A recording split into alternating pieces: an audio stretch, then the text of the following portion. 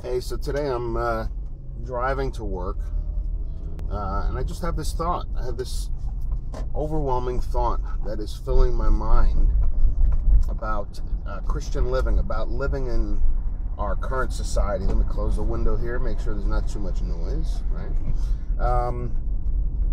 So first of all, sorry for the poor picture quality. My cell phone holder and all this kind of stuff is kind of a unique little bit of decoration, right? Yeah, so enjoy it.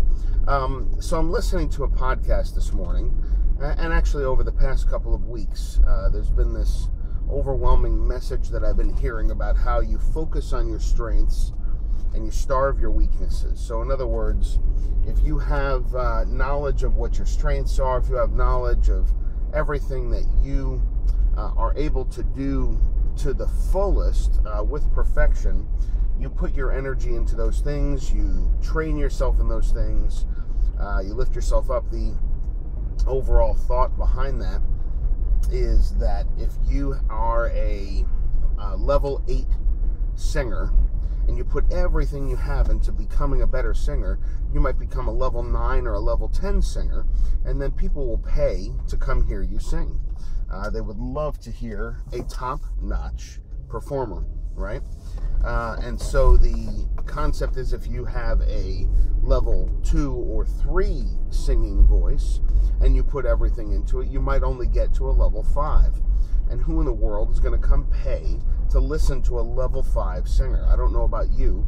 I'm not even sure that I would want to hear that for free at a restaurant, or certainly not in public. You know, someplace in a park or something like that during a festival. I don't want to hear level 5. I'd love to hear level 9, 10, maybe an 8.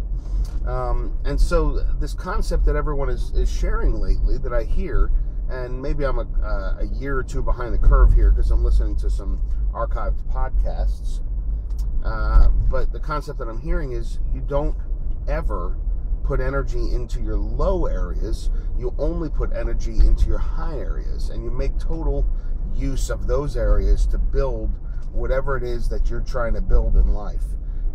So if you are a business person and you are great at marketing and you absolutely suck at HR, you don't put your energy into HR, you put your energy into marketing, and you hire an HR person.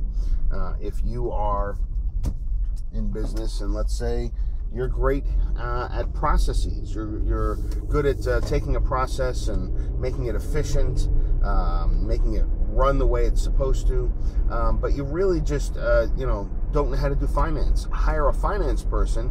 Don't do finance, but definitely work on every single process you can get your hands on, right? And so the problem that I have with this, I agree with it for the most part, but the problem I have with this is that I see so many leaders out there that will have a dark spot or will have an area of their life where they're not good at something, and they'll totally ignore that and put all of their energy into what they are good at, and that negative leaves in its wake hundreds, if not thousands, of injured people or injured organizations. So for instance, if trying not to use any particular circumstance that would apply to somebody that I know, just so that people don't think I'm talking about some particular organization or person or something. But if I don't have the ability to work well with people, or if I have a patience or anger issue, and yet I am incredible at architecture, and I'm incredible at putting designs together and getting people together to build the most beautiful structures in the world. This logic that I'm hearing in the podcast lately, or in the teaching lately, because it's not just podcasts now that I think about it, it's in a couple of books I've been reading and all of that, which may have been spun off in the podcast, but the logic is become the best architect you can, become the best team organizer you can to build these incredible structures, and don't worry about your anger, don't worry about your impatience and all of that. Those who can handle you will stick around, those who can't won't. I have a problem with that, because I think that people matter more than projects. I think that the connection that we have with other human beings should take precedence over the projects that we do in our life. Yes, if I build an incredible building 100 or 200 or 500 years from now, if I'm really fortunate, that building will still be around and people will remember me and I'll have a legacy. But what does that really matter in the eternal? The human heart, the human soul, is where we should be really paying our attention, in my opinion. And so we have, it's an incredible sun-filled morning, by the way. It's been like 3 weeks of rain here. And so if I can get the sun on me, I'll take it. So I look like an albino mummy or something. I don't know. Scratch that out of the recording. Yeah, I'm the one doing the recording. That's not possible. It's going to have to stay. Yeah, bottom line, you don't take all of your negatives and forget about them and just put into your positives. You only take the negatives that don't affect other people directly. So if I have an impatience issue with other human beings and I have an anger issue with other human beings, I had better put some energy into making sure that I'm not killing those around me. If I have, the ability to tear somebody down with my words and to be very witty and to just win every argument, right?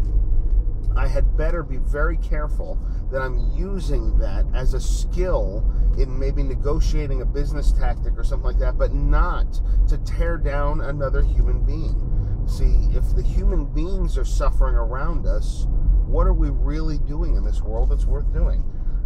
The greatest teacher to ever walk this earth was Jesus Christ, the man Jesus infilled by God, who was the Christ, fully human, inside, fully God. And he said that there are 2 rules in this world. There are 2 commandments, and these commandments are the greatest things that you could possibly follow. Number 1, love God with every fiber of your being. Love God big. All your heart, all your soul, all your mind, all your strength. Just love God with everything you are. The second commandment is like it, he said. He says, love those around you as if the way that you would want to be loved. Love them big. And so if we love God big and we love those around us big, we're not going to be focusing on just building our business, building our ministry, building our whatever organization at the expense of the human being sitting right next to us. So just a little word of encouragement this morning, a little bit of teaching maybe. God bless you guys. Hope this points you in a better direction in your walk with God. Talk to you soon.